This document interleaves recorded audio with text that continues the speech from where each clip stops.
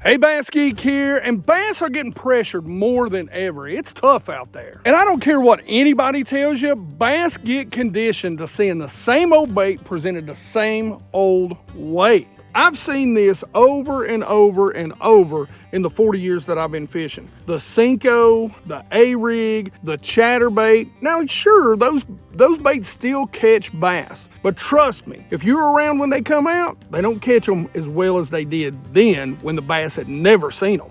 Now, we talked about this in a previous video, and if you watch till the end, I'll have a link to that video so you can learn more about this. The jig head minnow is starting to be a tougher and tougher bite. The reason why is because those bass are getting conditioned to it. And you've seen this same sort of thing when it comes to fishing ledge bass on the Tennessee River or offshore bass, pretty much anywhere. And the problem is they've seen all the crankbaits, they've seen all the swim baits, they've seen all the jigs and the Nico rigs and all this stuff, the spoons, and so they know what's coming at them. And that's what we're going to talk about today with a little bait from Big Daddy Baits. Now, these are called the booger spins, and basically they're a tail spinner, but they're a very finesse tail spinner. It's almost like an ice jig. That's something that there's a lot of people been kind of keeping on the lowdown when it comes to scoping these bass, no matter what time of year it is. They come in a lot of different colors. Now, I know I said scoping, but I'm telling you, you can tight line these if you don't have a scope.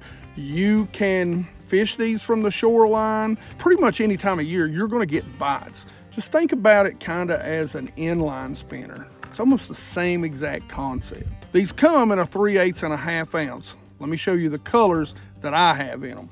Now, this is called the Booger Man. It's red. You want to talk about a spring killer. Right here's one of them. This one is called Sexy.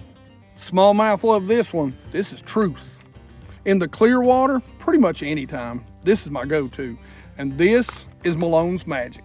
Now, you can see these things are super subtle. They come with a little Colorado blade at the end, but I'm going to tell you, during the summertime, I make a little change to this to make it even more subtle. It's great how it is, but during the summer in that ultra clear water, I like to do this. I change to a willow leaf blade. Now, I'll use two different sizes, especially if I need to keep this bait up. With the 3/8 ounce, I'll use this size right here to keep this bait riding a little higher in the water and be able to reel it a little bit slower. To me, that willow leaf blade just looks a little more like the bait fish that those bass are eating during the summertime. So let me talk to you about the rod, reel, and line setup. It is extremely important with this. Guys, if you haven't tried TFO, go out and pick up one of these. This is their bang for the buck series. It is the professional series, and it is just that. These things are incredible. To be honest with you, because of the money, they're my favorite rod, whether it be casting or spinning, by TFO. Now, you can see this is a medium heavy. It's a 3/8 to 1 ounce. And again, this is a 3/8 and a half ounce is the two sizes these come in. Now, I like to use 8-pound test for these, even with a half ounce. You're fishing them primarily in open water. Like I said, you can fish them down the bank, kind of tight lining them, letting them kind of contour the bank. But 8-pound test is about where it's at for me. And of course, I'm fishing it on a lose. This is a good bargain. I love the drag on this to be a $50, $60 reel. That's one thing I'd say about lube spinning reels, the speed spins. They've got a really good drag system. Pink braid from K9 to Pro 100 100% fluorocarbon. Try out K9. There's a discount of 10% off, guys.